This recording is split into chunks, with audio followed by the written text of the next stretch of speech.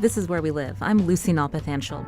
Everyone complains about traffic in Connecticut. Now, what are you doing to encourage your town or city officials to rethink street designs and increase safety measures? Coming up, we'll hear how New Haven has implemented low-cost approaches on its city streets. Also, do roundabouts or rotaries or traffic circles cause you anxiety on the road? They're one way to ease traffic and make roads safer. We'll check in with an expert across the pond. Kevin Beresford leads the UK Roundabout Appreciation Society. Our conversation just ahead. First, New York City has managed to decrease the number of traffic fatalities.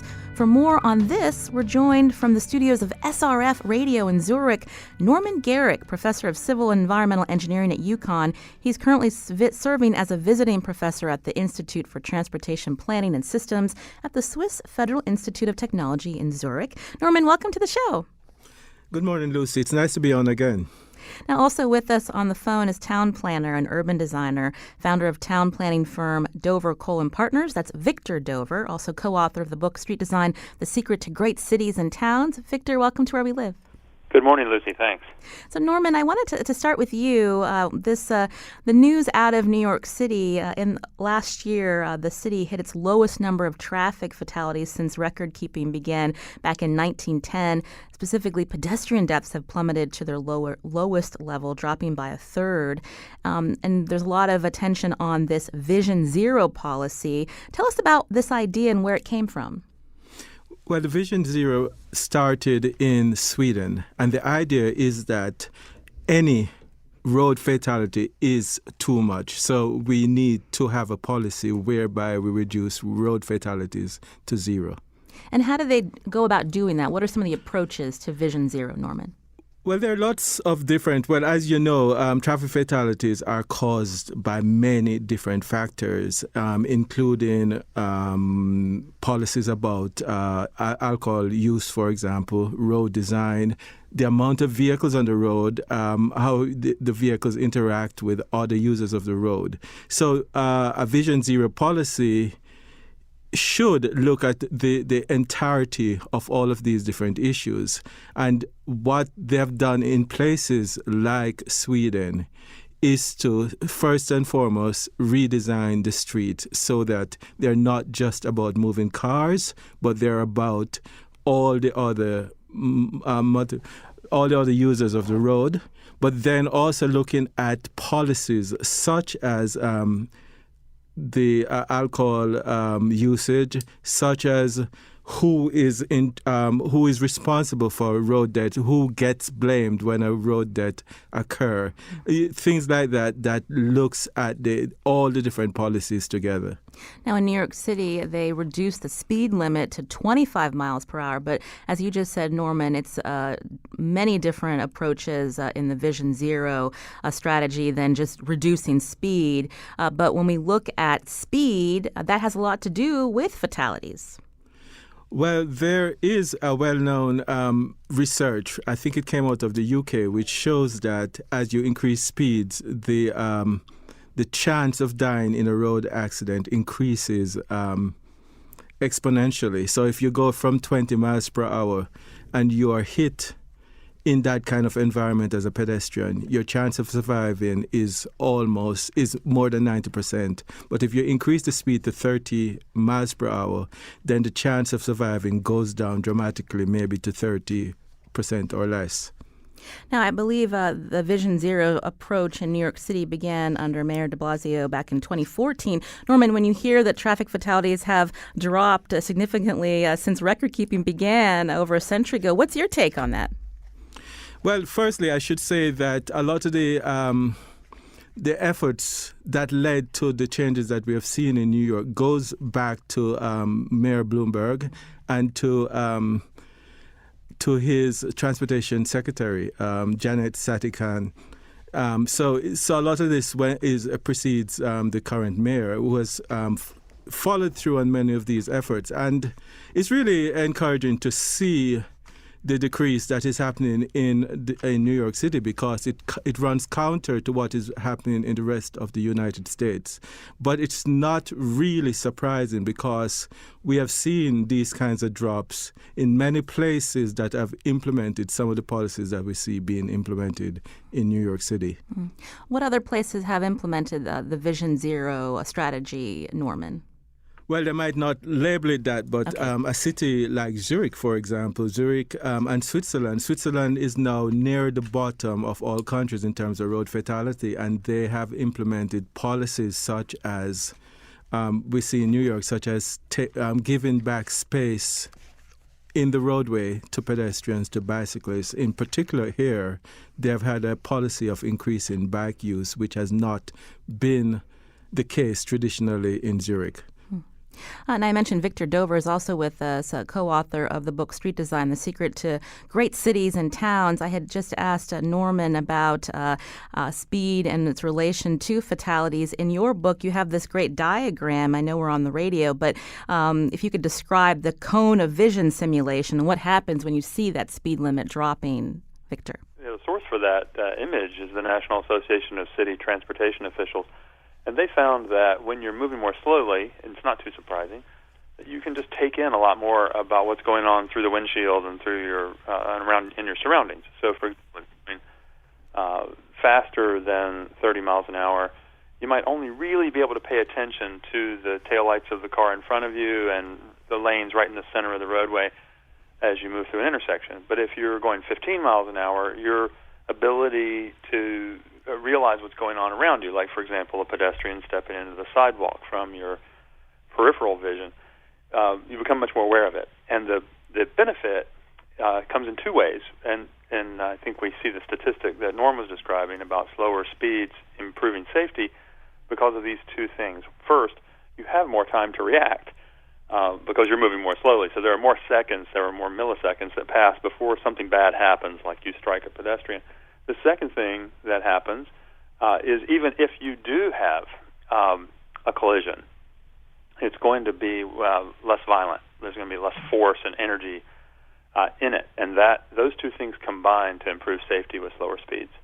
Victor, we were also curious to how the streets came to be, so to speak, here in the U.S., and how city streets and town streets were designed, what changed, where now we've been hearing about this approach to prioritizing pedestrian-friendly or bike-friendly streets, but that's not something that has been embraced when we look at what happened after World War II and how things were designed. Can you give us a little bit of that history?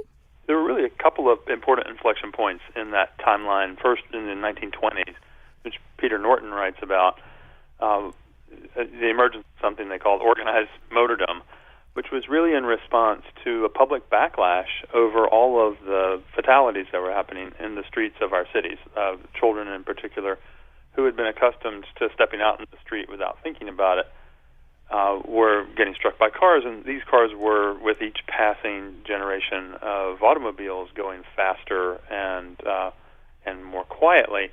So there was a greater danger for the pedestrians. And their solution to that was to really push pedestrians and cyclists and other road users out of the way, to take over much of the right-of-way, especially the center of it, for automobiles. And that's why we now have things like the term jaywalking. That was an invention from that time period. Then after World War II, there was the full-on embrace of happy motoring, and what's good for General Motors is good for America. And the assumption was, at this point, the pedestrian world we used to know in our historic cities is pretty much over. It's going to be driving everywhere for everything every time.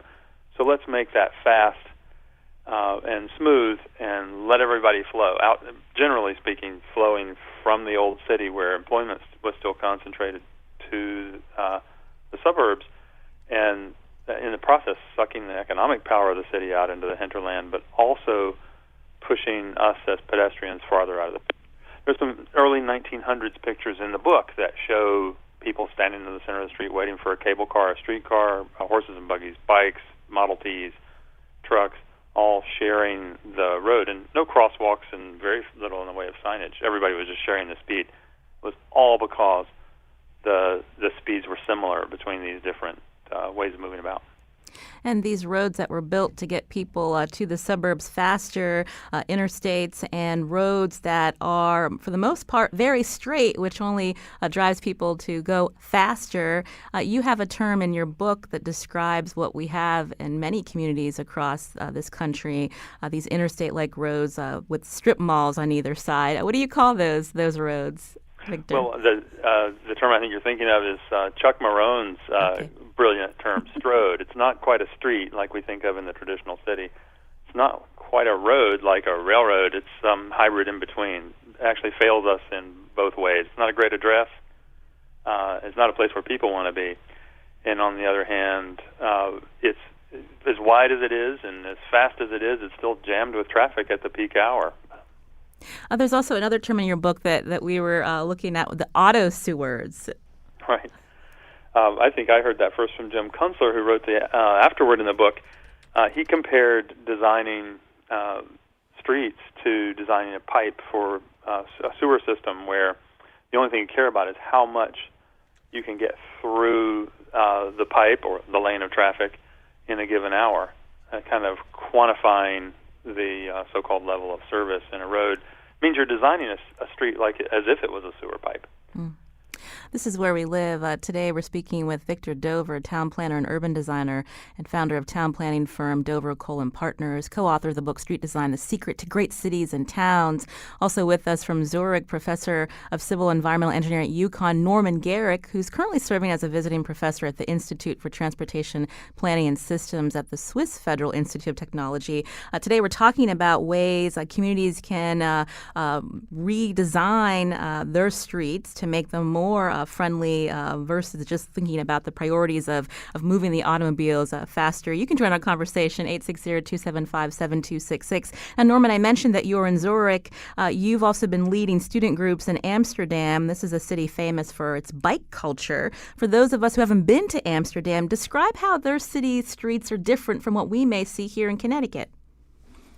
Well, the first thing about Amsterdam that you notice is that there are bikes on every street. So in most cities in the world, we have created some bike facilities on some streets.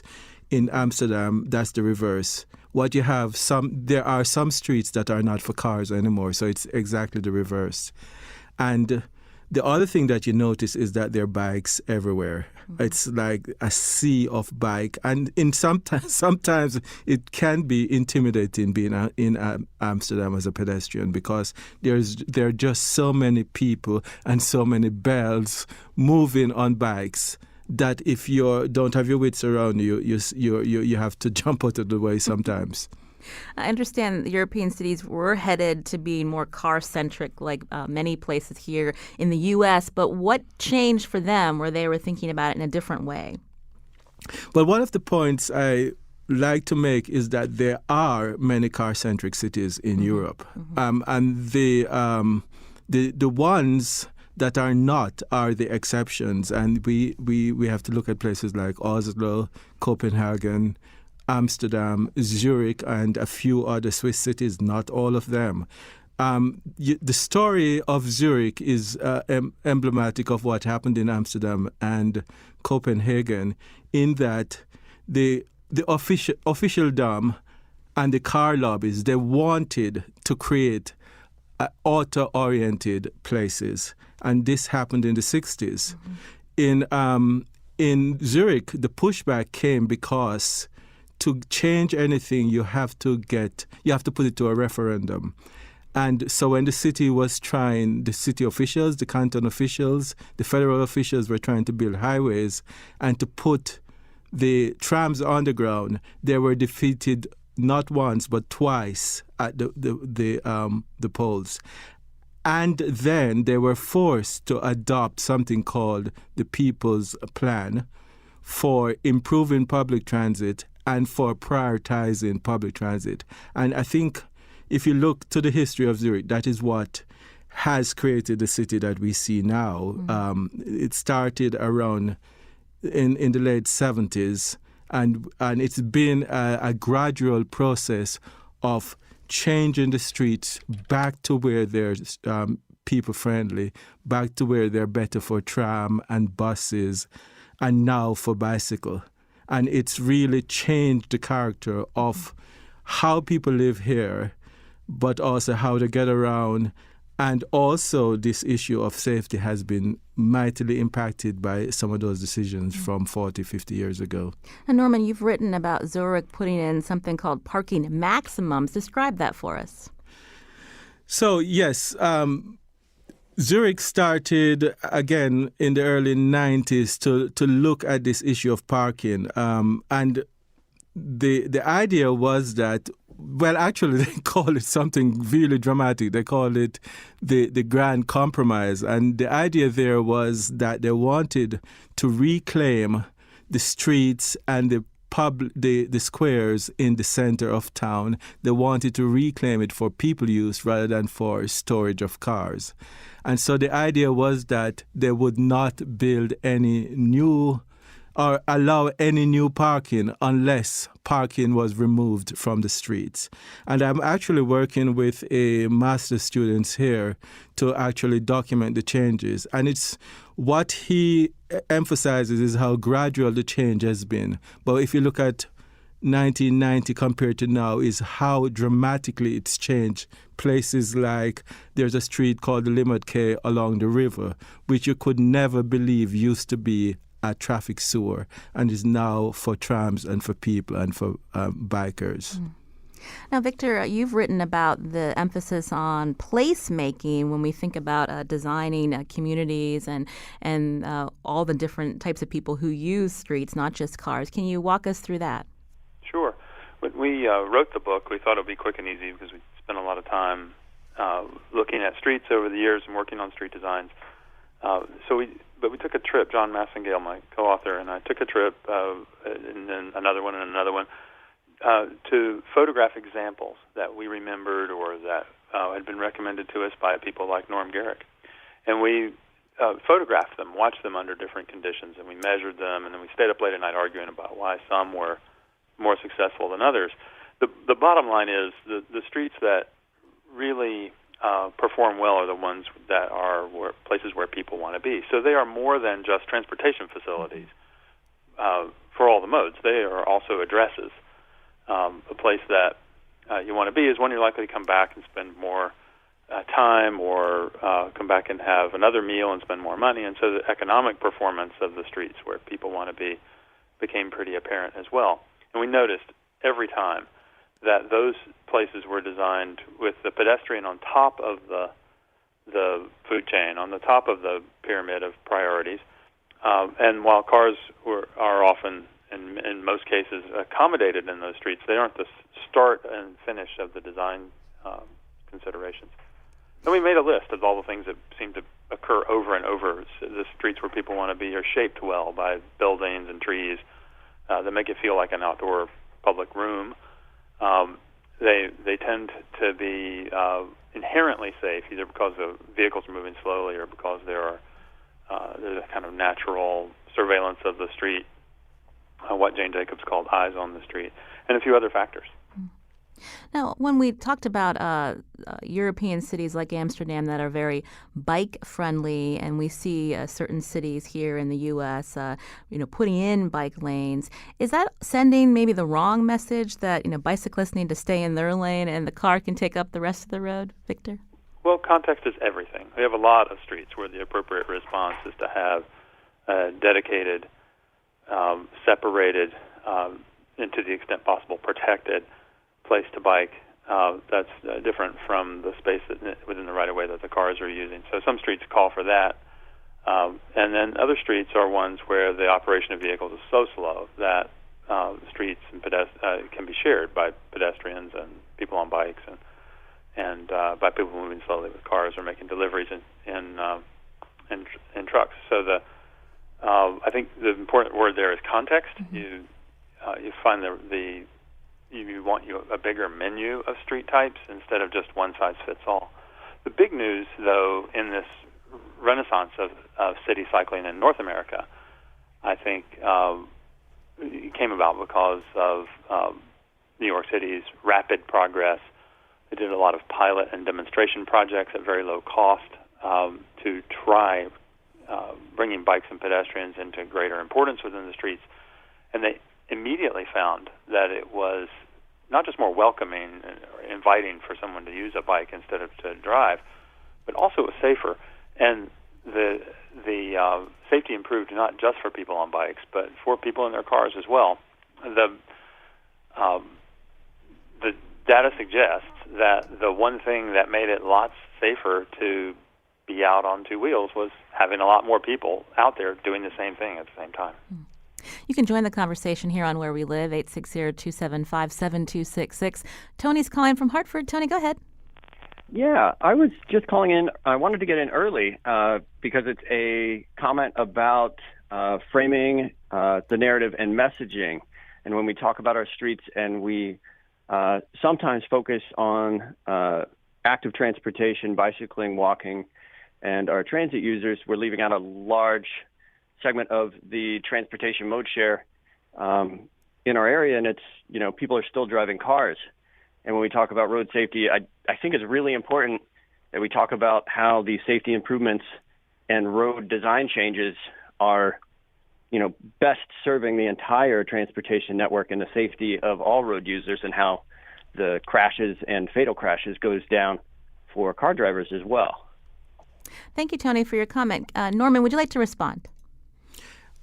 I think the point is well taken that in all the data that I've looked at, as you improve safety for bikers and for pedestrians, you also see a much safer environment for people in cars. And I think that is one of the strongest arguments for changing how we design the streets, because in the U.S., we are back to killing 40,000 people per year. And this is 3 times the rate of fatality of a lot of countries in Europe. So there is a huge problem that we need to address. And this is part of the answer to that problem. And Victor, before we head to break, did you want to add to that? Well, first, I couldn't agree more with Tony's comment. He's absolutely right. And there's more to the street design challenge than just slowing the vehicles down or making space for pedestrians, street trees, and people on bikes. It's also about restitching the network. So to the extent that we have the city designed more like a web with a lot of intersections and a lot of interconnecting links, and less like a tree where everybody is being brought back to the same trunk line road for their basic daily trips. That's the bigger challenge that comes from the design of the neighborhood, not just from the design of one street. But the result of that is that everybody wins, especially the motorist, who now finds there are many ways to get from here to there, even though they're moving more slowly and safely. Victor Dover is a town planner and urban designer, founder of town planning firm Dover Cole & Partners, co-author of the book Street Design, The Secret to Great Cities and Towns. Victor, thank you for joining us. We appreciate it. Thank you for having me. This is Where We Live. I'm Lucy Nalpathanchel. Norman Garrick will stay with us, professor of civil and environmental engineering at UConn, as we talk about strategies to ease traffic and make the roads safer for everyone. One way, traffic circles. Now, someone in our newsroom mentioned how much he hates traffic circles. Why do people either love them or hate them? We're going to talk to a man in the UK who leads an appreciation group for traffic circles or roundabouts. He has another name for them. We'll tell you more after the break, and you can join the conversation too. 860-275-7266. Find us on Facebook and Twitter at Where We Live.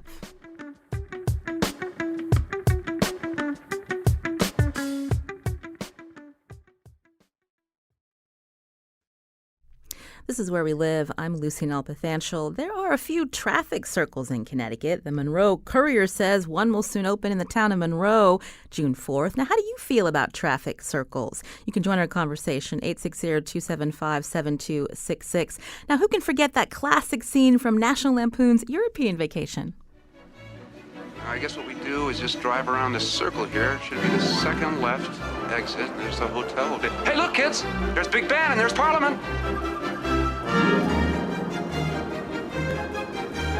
There it is, there it is, there it is. I know. I can't seem to get over to the left, honey. I'll try next time. Sorry. We'll get out of this jam in a minute.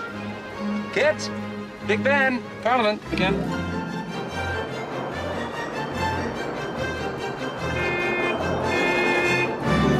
Kids. We know, Big Ben. Parliament. Ah, the Griswolds. Now, are they a better option, traffic circles that is, than traffic lights? And what are the benefits of installing traffic circles to manage traffic flow and increase safety? Joining us by phone now from Redditch, Worcestershire is Kevin Beresford, president of UK Roundabout Appreciation Society. Kevin, welcome to our show. Also known as Lord of the Rings. That's my official title. Hi there. Thank you for joining us today. Now, here in Connecticut, we're used to calling this type of strategy on the road a traffic circle or a rotary. There's lots of different names for them, and you also call them something else.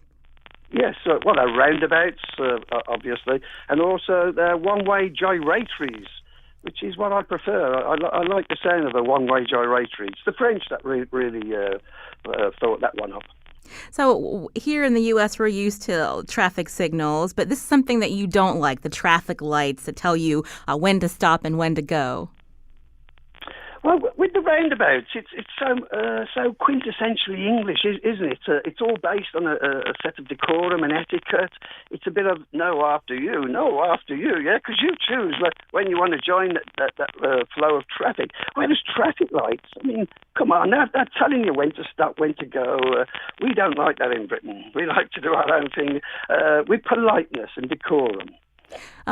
Besides appreciating people being civil to each other, when we look at data here in the U.S., when they study intersections that have been converted from traffic signals or stop signs to roundabouts, that's something very telling about reducing the number of injury crashes of 72 to 80%, and a reduction of all crashes of about 35 to 47%. So why are they safer, Kevin?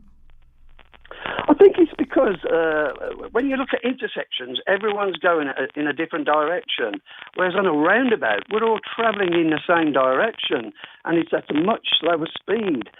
If there's a collision on a roundabout, you're just talking of a side swipe, whereas on intersections, it's a full-on head-on collision, which is where all your fatalities come from.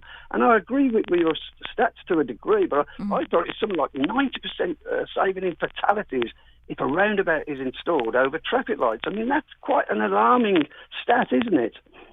It is, and I'm curious, when we think about, you'd mentioned that roundabouts are definitely something that people in the UK appreciate, and it's quintessentially British, so to speak. But where was the first roundabout created? Was that here in the US? Can you believe? In New York City, yes, in 1905. Can you believe that? In Columbus Circle. But they never really took off because it was more or less a free-for-all, you know.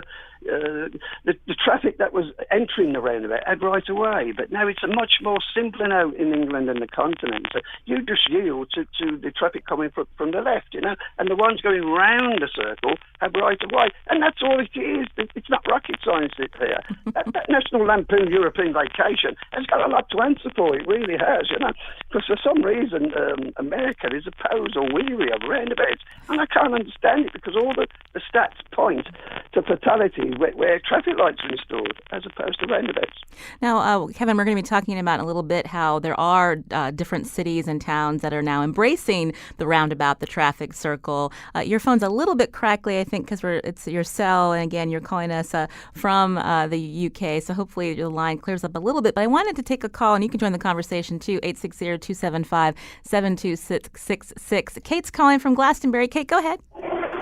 Hi. I grew up in South Jersey, so that's where I learned how to drive in a circle. And here it strikes me in Connecticut that the DMV could do a better job of just teaching people how to take turns and how to adjust their speed.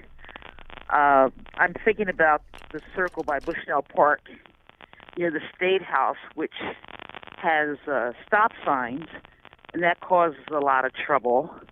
And I look at the new circle rotary in Glastonbury, and that immediately struck me as too small.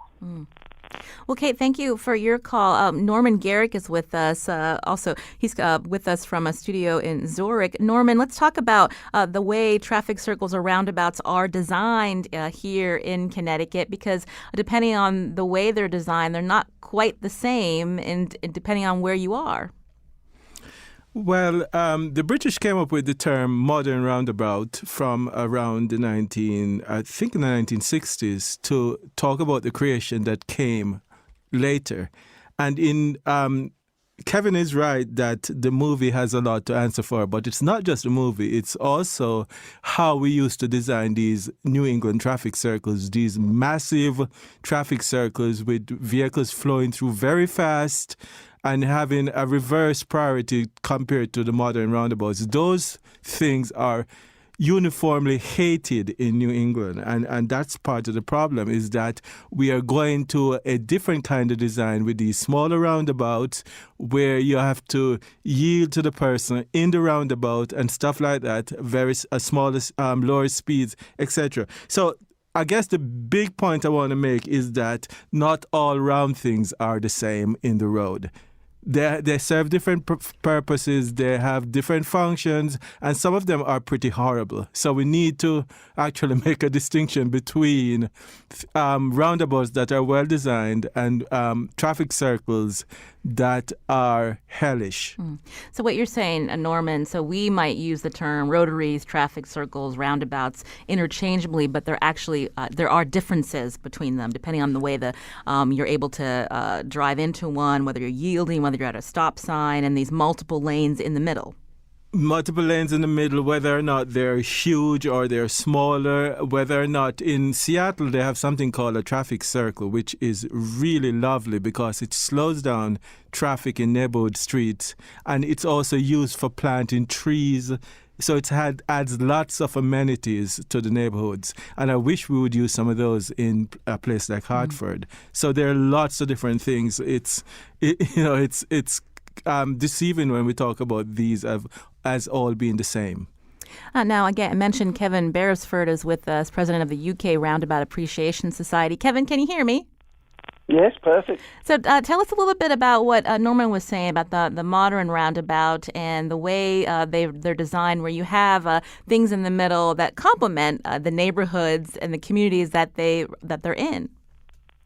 There's nothing more expressive than the one-way gyratory, and I've seen statues, paintings, trains, boats, planes, pubs, churches. Anything can go on a roundabout, and I think that's what makes them so special in the UK. They lift our sagging spirits on long, tiresome journeys.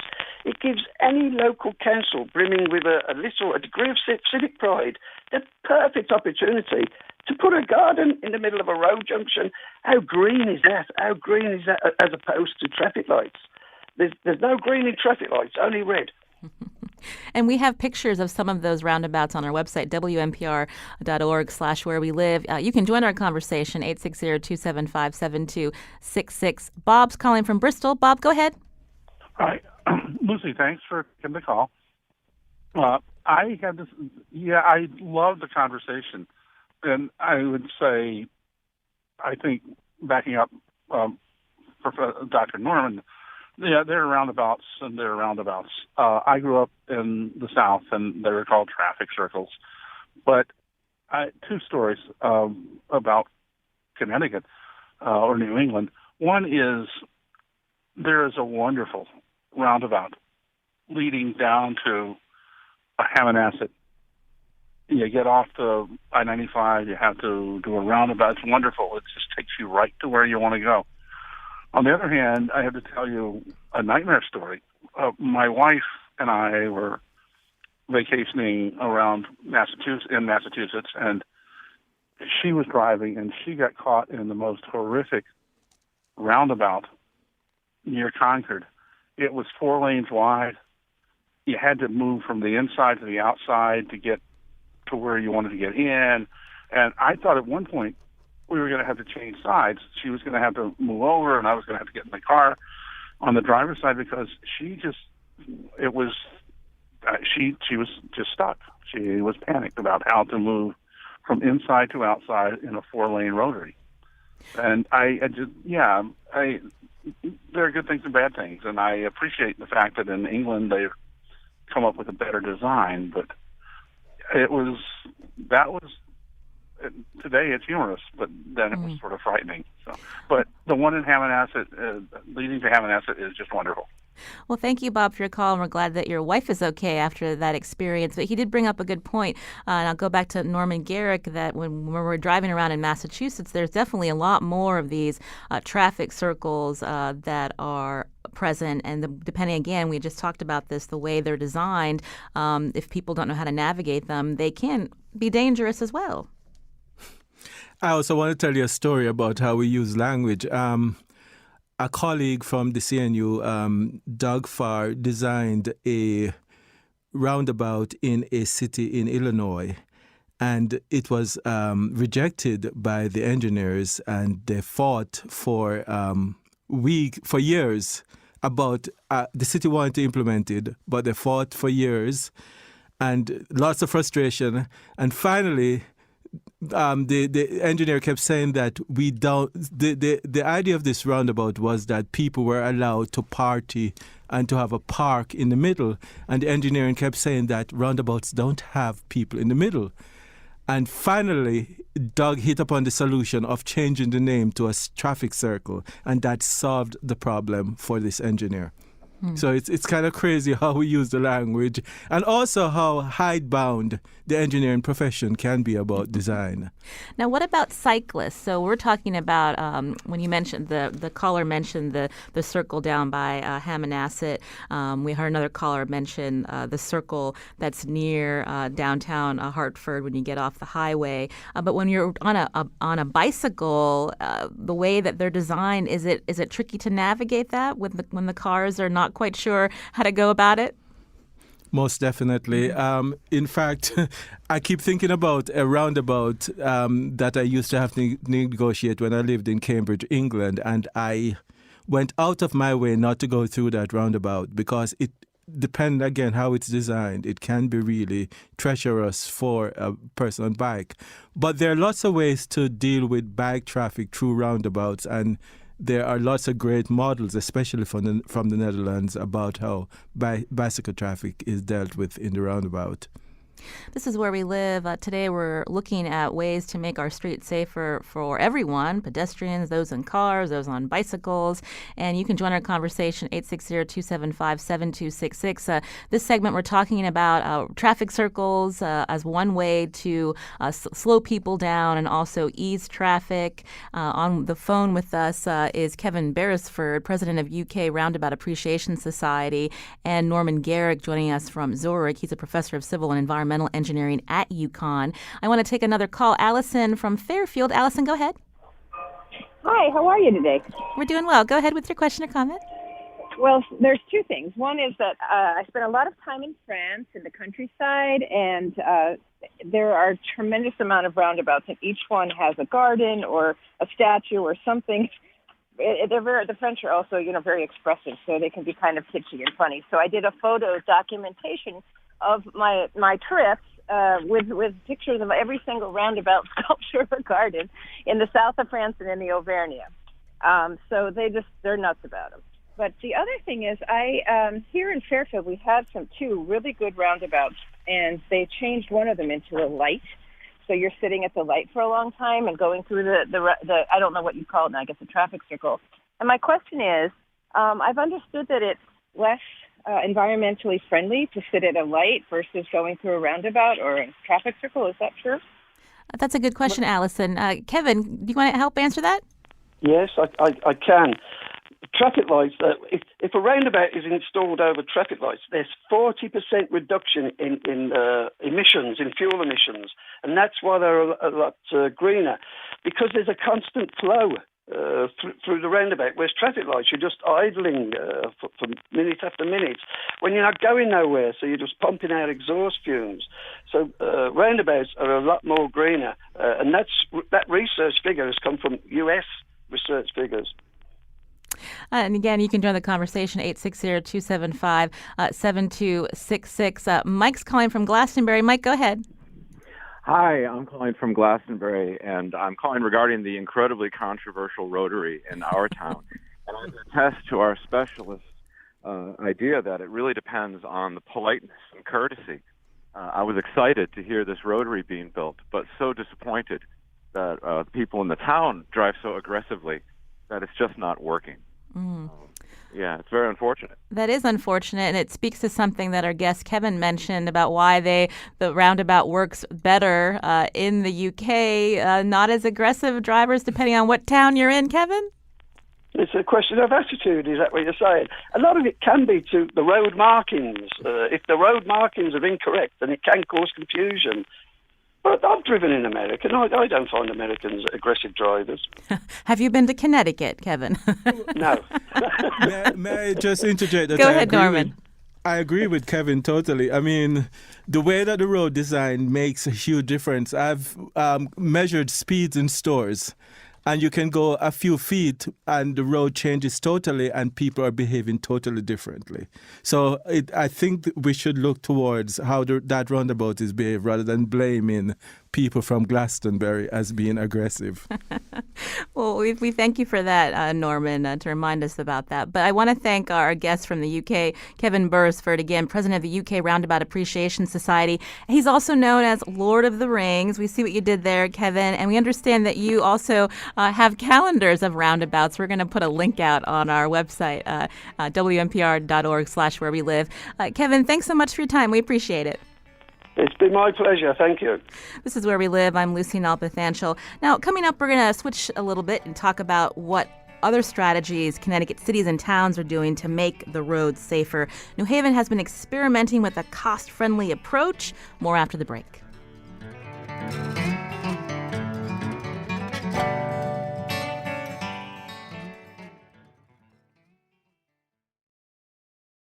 This is Where We Live. I'm Lucy Nalpathanchel. Today we're talking about the way streets are designed to put people, not cars, as a priority to improve safety for everyone. And with us from a studio in Zurich is Norman Garrick, professor of civil and environmental engineering at UConn, currently serving as a visiting professor at the Institute for Transportation Planning and Systems. Also joining us now is Doug Houseleden, director of transportation, traffic, and parking for the city of New Haven. Doug, welcome to the show. Good morning, Lucy. Thanks for having me. So before we run out of time, we've heard this idea previously about complete streets, a philosophical shift in how we think about designing streets and working with everyone in communities to make the roadways safer. I'm curious what New Haven's doing there. Well, New Haven passed a complete streets ordinance after 2008 had a series of tragic pedestrian deaths. Community came together, the New Haven Safe Streets Coalition, passed the Complete Streets Ordinance, and that ordinance literally reprioritized the roadway design for the engineers of the city of New Haven to prioritize active transportation more and add to it a vulnerable user element so that we actually look at more than just vehicle throughput as a measure of success. So we were talking about all these different ways of helping improve safety, but sometimes that can involve a lot of dollars. And so what is New Haven doing to do it on the cheap, so to speak, but also making improvements that you're seeing results? Well, we've been able to use some lighter and quicker tactical urbanist methodology. For instance, with respect to testing whether or not concrete construction would work, we've been able to place traffic cones in the right-of-way, put up temporary signs and temporary tape, and then measure the impact from respect to the traffic counts as well as our neighborhood benefit. We've been learning a lot from watching folks like Street Plans out of New York, leading the way in tactical urbanism and trying to do things in a shorter term so that residents who are complaining can work with us to iterate. It's a very uncomfortable place for a lot of folks to be in, frankly, because we'd rather have a full project and spend the real dollars on concrete. But in the interim, while folks are waiting and our job is to mitigate risk, we have to be trying more and doing more. So tactical urbanism, so it's like a trial and error approach to urban planning? In a way, and really, there's a lot of concepts out there to use. There's really a tool belt of traffic calming methods, and to figure out which is the best for the situation, sometimes you do want to have a little bit of trial. One thing we've really worked with our community on, the New Haven Bike Month group, has been using our stencils. We bought stencils for bike lane stencils, and we lend them out to the community. So they use duct tape, cornstarch, water, and food coloring, and make temporary pop-up bike lanes when they have road closure festivals. And it's a great way to get out there and get the community more comfortable. To the caller's point, a lot of our communities are seeing a lot of fast traffic, and so just getting them used to having other users in the roadway is really important. Norman Garrick's with us. What's your take on Complete Streets 2.0, Norman? I think the idea of tactical urbanism has been a really powerful one, partly out of the Congress for the New Urbanism.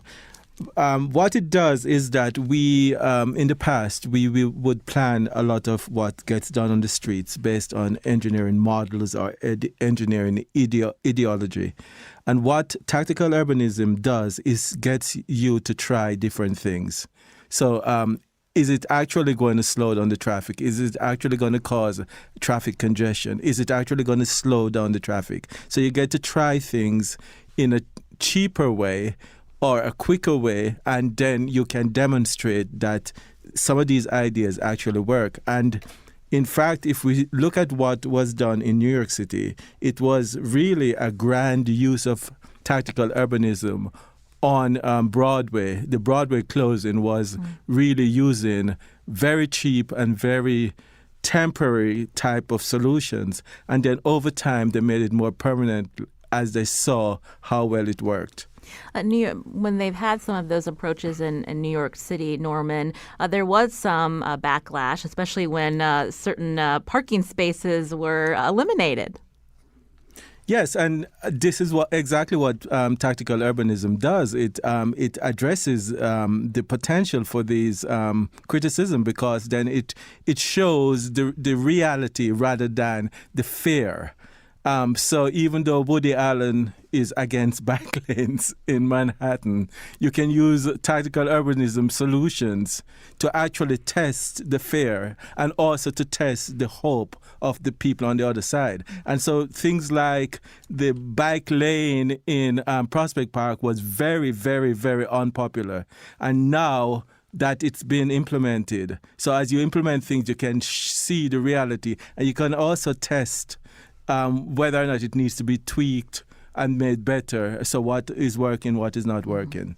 Speaking of bike lanes, just to get a little more of an idea of what other changes have happened in the city of New Haven, Doug Houseladen, I understand there's also wrong direction bike lanes. Yes, we've been able to find space in the right-of-way for cyclists. So in High Street in downtown New Haven, we've been able to install a contraflow bike lane to allow folks in our one-way grid to sort of cut 4 blocks out of their commute to get from A to B. And so infrastructure is incredibly important.